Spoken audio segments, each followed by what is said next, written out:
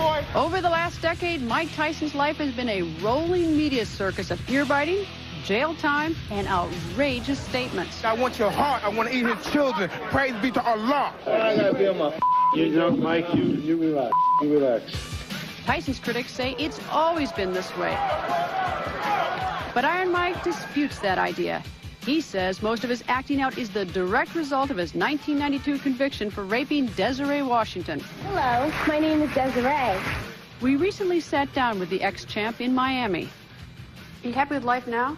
Not really. Why not? I don't know. It just sucks. You know what I mean? It sucks. Got that stuff hovering over my head. And as long as you have that stuff, and if you are a decent person, it'll never come to the surface.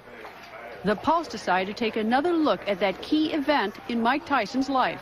So did you do this? Did you rape her? No, I ain't raped that slimy bitch. Outbursts like that make it hard to accept that Tyson's wounds aren't self-inflicted. Anybody else having fun like that, it was just young boys having fun. But me, I'm a big black rapist. Big, strong, black young kid wants some. She says no because he's an ape, so he hits her with his club, drags her by her hair, and rapes her and do as he wants. So that's the stigma I'm left with. All that I've been in life, I've been a lot of things, but I'm going to be left with the stigma of being a rapist. Whatever the public thinks of Mike Tyson, the fact remains he was tried and convicted in an Indiana courtroom. He served his time in prison. Still, he continues to claim he had consensual sex with Desiree Washington. She has always maintained he raped her. The Pulse contacted Washington. She said no to our request for an interview. She also turned down our offer to respond to Tyson's comments. Why do you think she said you raped her? Because she's a sick, money-hungry. She's really a bad person. Now, I know you may not want to hear this when we're talking the case. I'm up. You know what I mean? I got issues because of dealing with this for 3.5 years. I got some issues. You know, I'm pretty violent. Violence has played a prominent role in Mike Tyson's life. He used it to mug people on the streets of Brooklyn. He was arrested 38 times before the age of 13. But he later channeled that violence to excel in the boxing ring. A terrific uppercut. It did not last 20 seconds. By the age of 20, Tyson was the youngest heavyweight champion in boxing history. Bangs the body. Wow, that uppercut is Tyson.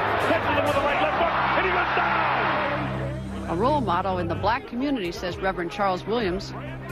For black America, he was the biggest thing, you know, since Sugar Ray Leonard had fought, and everybody was rooting for him. Everybody expected him to be the knockout artist, to be the most feared fighter in the history of boxing. But Tyson began taking swings outside the ring. Allegations of physical and sexual abuse surrounded his marriage to Robin Givens. His legs together is busted, landing these. Oh, nice uppercut by Buster Douglas. Look at this. He's knocked Mike Tyson down. In 1990, Tyson lost a title fight to Buster Douglas. Divorced, beaten, and bitter, Tyson was no longer on top of the world. And it was during this time that Reverend Williams invited the ex-champ to Indianapolis to attend the Miss Black America pageant. Well, we were excited because here's one of the biggest celebrities during that time that you could ever have. Within hours of setting foot in Indianapolis, Tyson was off to meet the contestants. Ever heard of the pageant before? I never knew it existed. I see all these beautiful black women, so I'm young, I'm 23, I'm a lightweight pig at the time, so I'm flirting with every woman that's there. Some of them vibe on me, some of them don't. Reverend Williams says that Desiree Washington zeroed in on Mike Tyson from the start. You could see where Desiree Washington had seeked some special attention and caught Mike's eyes, and Mike went on stage to do a rehearsal with the girls, and you could see their eyes constantly going back and forth. There was people that were more interesting and more attractive, but she was, you know, she was the easiest of the lot. How did you know that just having that conversation with her? Because in the conversation that I was leading to, my conversation was pretty, I don't know, I would say overtly sexual. And in terms of overtly sexual, how overtly sexual? I want to fornicate with you, but not in those terms, you know what I mean? And her response? Great. That's not how Desiree Washington saw it. According to her court testimony, Tyson called her a nice Christian girl and asked her to go out on a date. She gave the boxer her phone number. Did you know anything about her at that time? Had you asked her where she's from or what she was doing in terms of her talent in the competition? I believe I was discussed. You know, I went through the formalities of asking where you're from. I believe it was Rhode Island, and she was, what else? She was a Sunday school teacher. I've heard that many a times. Court records show that the two met again that evening backstage at Johnny Gill's concert. According to Reverend Williams, the 18-year-old Desiree locked eyes with Tyson. Why she was more excited about Mike than Johnny Gill, for example, I don't know. But, you know, I think that's normal for young ladies to be and excited about meeting any celebrity. And Desiree just seemed like the type that she wanted to take advantage of whatever opportunity she could get. Much later that night, according to Tyson's telephone log, he phoned Washington from his limousine.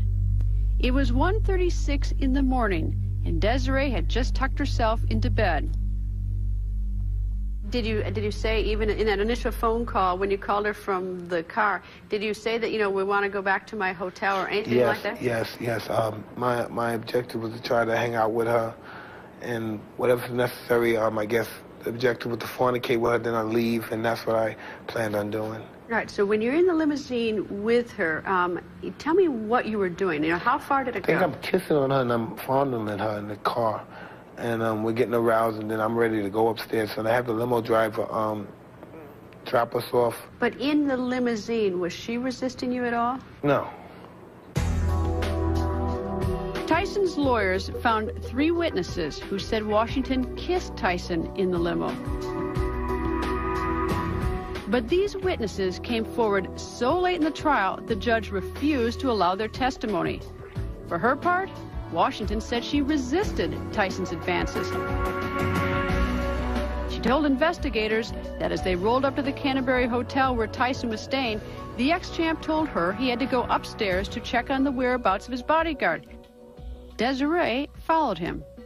What do you think at that point, when you got out of your limo, what do you think was in her mind was going to happen when you got upstairs? Well, obviously I was hoping that she would say she wanted to have sex with me. Desiree Washington and Mike Tyson had sex inside that hotel room. That much is certain. But was it consensual sex, as Tyson claims? 911 police emergency. Yes, I'm calling to report a rape. The cops didn't think so. You know him well, or is this somebody you just now met? It's someone that's like famous. Coming up, the prosecution goes on the attack. Maybe you wanted to go upstairs and make out with him. Does that make it okay when he rips your clothes off of you? I think not. Tyson's defense takes aim. I think that Desiree was not consistent. And later, what the jury did not hear. It was about the unfairest trial I've ever experienced. Tyson is used to having pros in his corner, people who can tell him what he needs to do to win the fight. He placed that same amount of trust in his legal team when he was accused of raping Desiree Washington. But as Greta Van Susteren learned, Tyson's trust may have led him right into a sucker punch. An allegation of rape has been made against Mr. Mike Tyson. Even though it was 12 years ago, Mike Tyson says he can't get this picture out of his mind. Do you replay in your mind the trial at all? Do you replay her testimony? Oh, this is just a lying, reptilian, monstrous young lady. I used to hate her guts, and she put me in that state where I don't know. I really wish I did now, but now I really do want to rape her and her mama.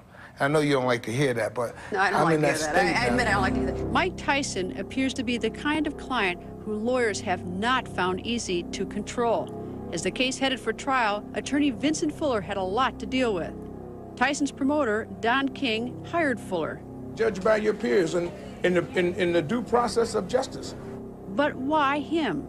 Fuller was a high-priced attorney from a white shoe Washington law firm, not a street crime specialist. Vince Fuller, your lawyer. What kind of job? He was a sellout piece of the fella. I didn't know anything about legal stuff. I'm with Don King, right? This guy, Don King, I'm glad you got into that. Don King's a decent man, supposedly. He's a piece of because this guy got him out of a tax lawsuit. He's going to get this guy to handle my particular rape involvement. And man, please. Full disclosure, back in 1992, I was asked about this kind of attack on Vince Fuller by Mike Tyson.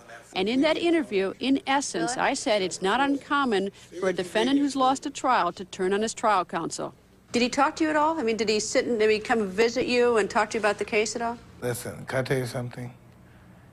He cared more about me going to jail than he cared about the bugs he stepped on his way to his job. We asked Vincent Fuller to talk about this case. He told us he didn't wish to appear on camera. Instead, we tracked down another member of the defense team, Jim Voiles, a top lawyer in Indianapolis. How do you describe the rapport that Vince Fuller had with Mike Tyson? Oh, I think it was kind of like father-son relationship. I think Vince really liked Mike, and I think Vince tried to put himself in a position of representing Mike in a way that he believed was appropriate at the time. Many of Tyson's supporters, like Reverend Charles Williams, disagree. I think Vince did not do that great of a job. And I felt like in this city, we don't sit well with bringing in outsiders. If there were an insider, it had to be Tyson's prosecutor, Greg Garrison, now host of a talk show in Indianapolis. I wish he were more of what they would call in the House of Representatives a blue dog. He's not enough of one. He's a homegrown street lawyer, brash, quick on his feet, personable. In many people's eyes, the opposite of Vincent Fuller. Should a lawyer who doesn't have experience trying street crime cases, is that the best choice?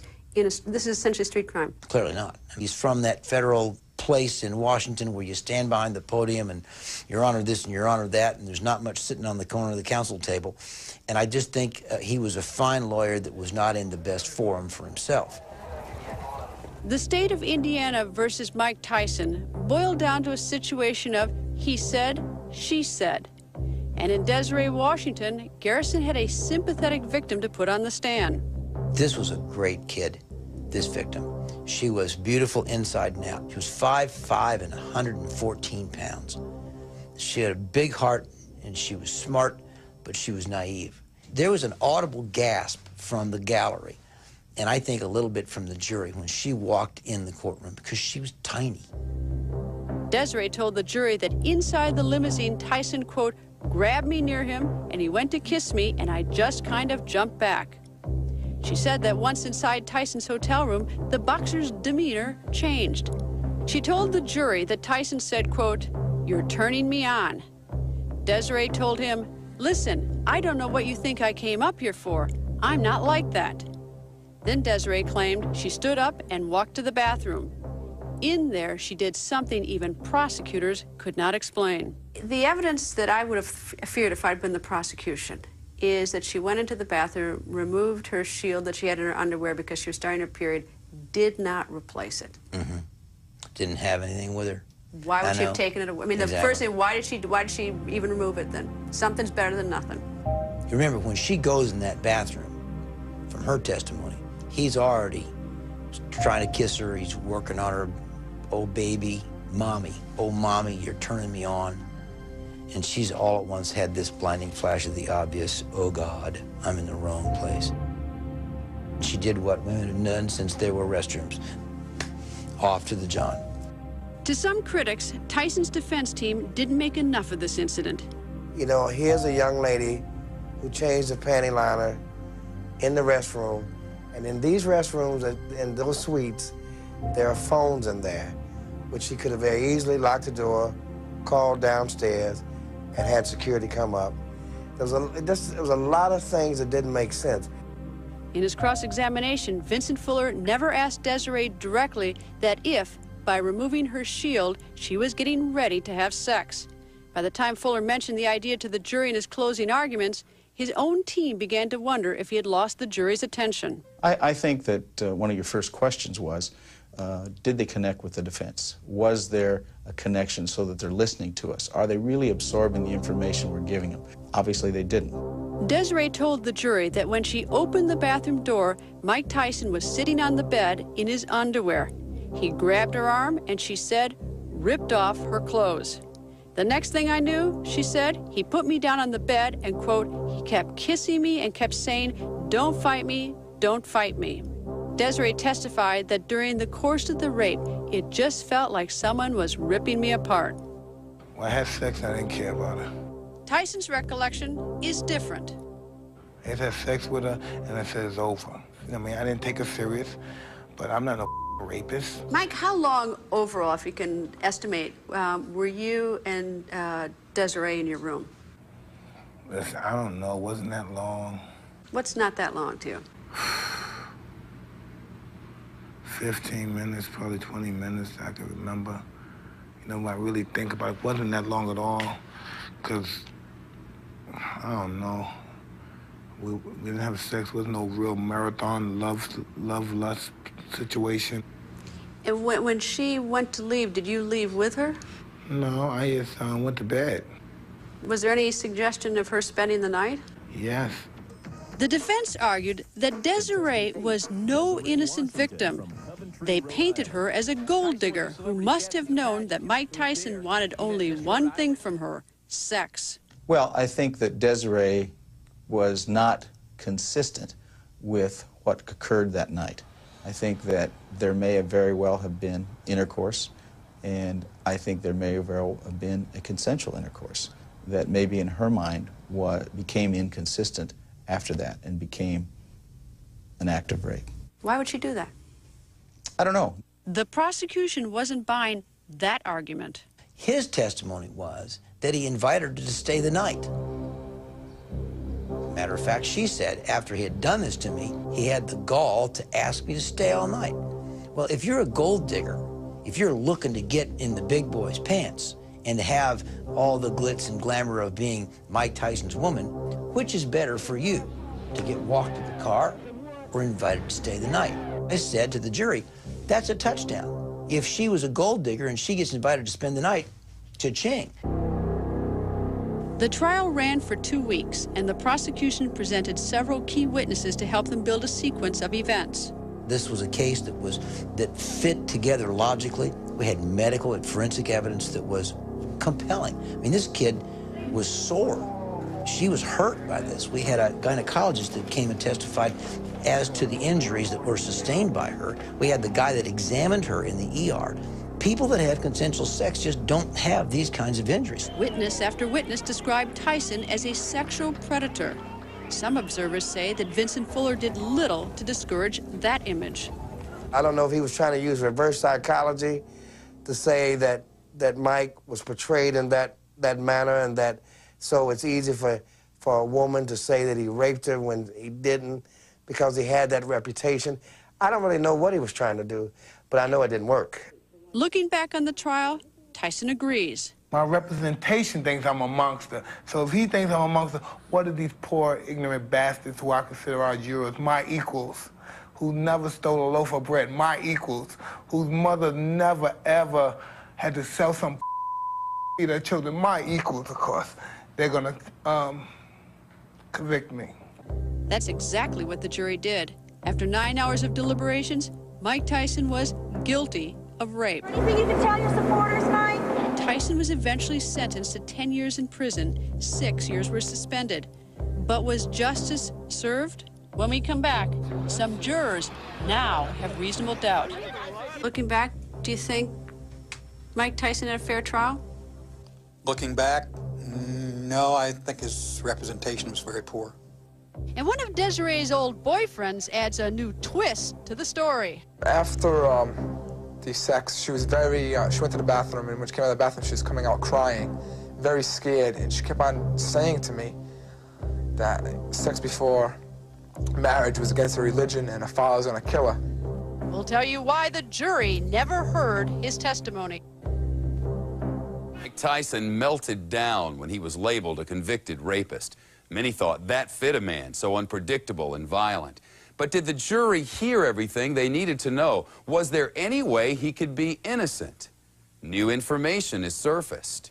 Greta Van Susteren continues her Pulse exclusive.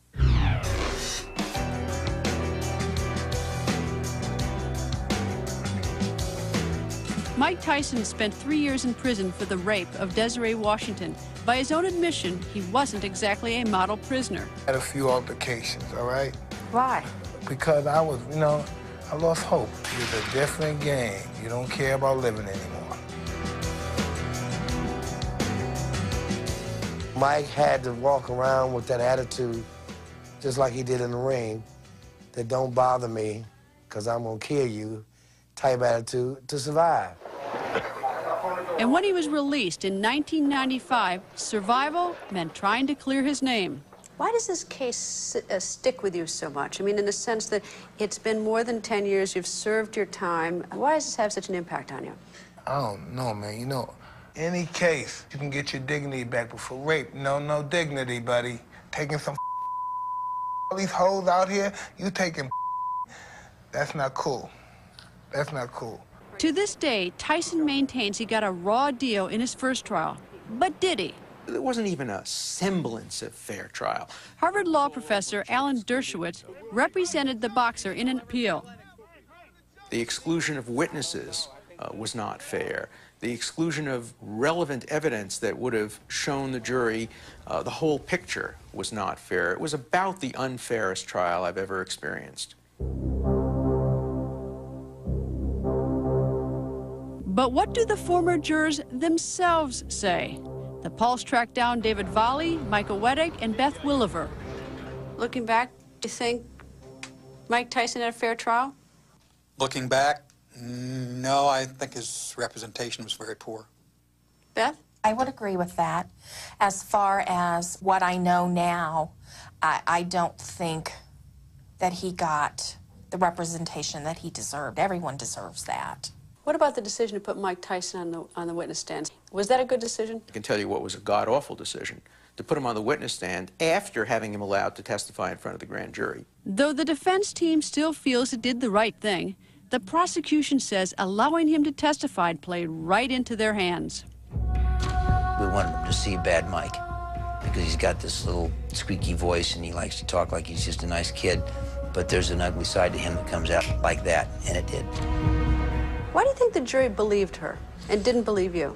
I think I was arrogant on the stage.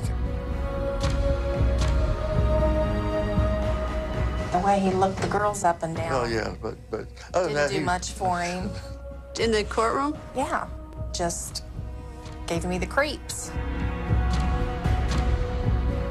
Then there's the 3 eyewitnesses the jurors never got to see. There was 3 ladies who had come to me and said they had witnessed certain things, and I passed them on to the attorneys. 3 witnesses who saw Desiree Washington willingly kissing and hugging Mike Tyson. One of them said, I think she was all over him, were precluded from testifying on the most technical of technicalities. Judge Gifford ruled the defense presented them too late to be included. The Pulse located 2 of them. Neither agreed to talk on camera. And there was another potential witness the jurors never heard from either. Wayne Walker, who is he? A young man who heroically came forward to tell the truth. Once her picture and name appeared, he said, oh my God, that's Desiree Washington. She wasn't a virgin the way she was portrayed at the trial.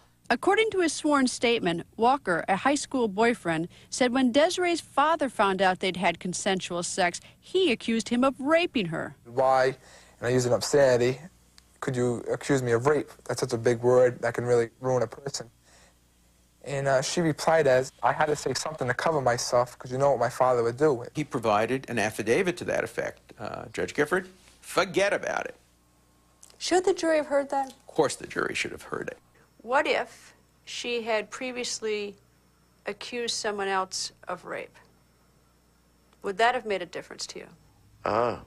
I would have to see the proof of that. In the event that it had been presented in court And when you were evaluating her testimony, would it have given you reason to sort of stop and think, whoa? Possibly if I hadn't heard the other evidence and testimony, it might have. Beth? I think that might have made a difference with me. I mean, I think it would have shown her character as being a little different. All the defense has to do is raise a reasonable doubt, and in this case, the reasonable doubt would have been about the credibility of Desiree Washington. The jurors didn't have it then, but some do today. Dave, I know that you came in here with some reservation. Not that you necessarily think he's innocent, but some reasonable doubt. Still got it? Yeah, I'm not 100%. The only thing that here bothers me is the fact that the information that we were not given. Would that make a definite, reasonable doubt? So you have reasonable doubt? Reasonable doubt. You could have gotten out a year earlier from prison if you said you did it, right? Yeah. And? I didn't want to come home the day I was released, okay? So I don't know. What was I coming home to? What was I getting released to? Just think, man, this is always going to be hovering over my head, something I did not do. If I did anything I did, right, I hit that guy in Maryland, those two guys, let me keep my felony for that, because I'm wrong. I hit those people. But I didn't rape this woman. So what would you like to happen? I mean, how could you become happy, and how does this get fixed? I would love for this, you could have a mock trial, we could have a new trial, we could relocate the witnesses, have another trial, and if I lose, I do my time again. Mike Tyson is unlikely to get his wish. And according to the man who prosecuted him in his rape trial, if he doesn't get a handle on his temper, I didn't rape that moron, and plus I gave her all my money, too. His future looks very dark. If we were talking about him 10 years from now or 20 years from now, what's going to happen with him? Oh, he'll die. I mean, somebody will get him. He'll get silly to the wrong adversary. Really think that? Sure, he's asking for it. He's begging for it. He confessed. He lives for the violence. It's his stock and trade. And you know, you can only get by with so many fights in traffic before you pick on somebody that didn't bring a knife to a gunfight. And then it's all over for you. I promise you that.